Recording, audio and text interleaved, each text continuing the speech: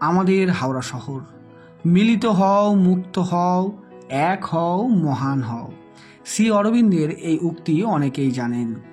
1909 সালের 27 জুন শ্রী অরবিন্দ আমাদের হাওড়া শহরের ঐতিহ্যবাহী হাওড়া টাউন হলে এসেছিলেন। সমিতির অধিকারের উপর একটি মহামূল্যবান বক্তব্য রেখেছিলেন।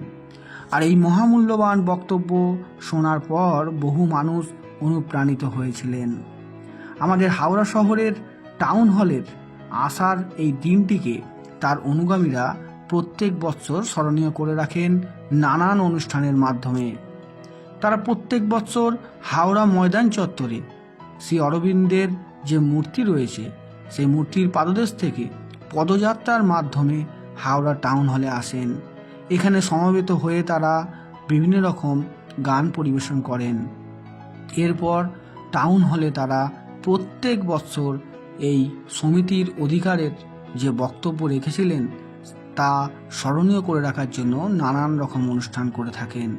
তারই কিছু সুন্দর মুহূর্ত আপনাদের সামনে তুলে ধরছি। দেখতে পাচ্ছেন শ্রী অরবিন্দের বহু অনুগামীরা সুশৃঙ্খলভাবে বসে রয়েছেন, আর আরও কিছু অনুগামীরা তার সম্পর্কে মহামূল্যবান বক্তব্য রাখছেন।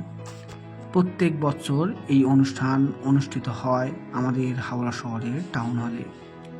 মাঝে কিছুদিন টাউন হল বন্ধ ছিল, তাই এই অনুষ্ঠান সদস্যদনে হতো।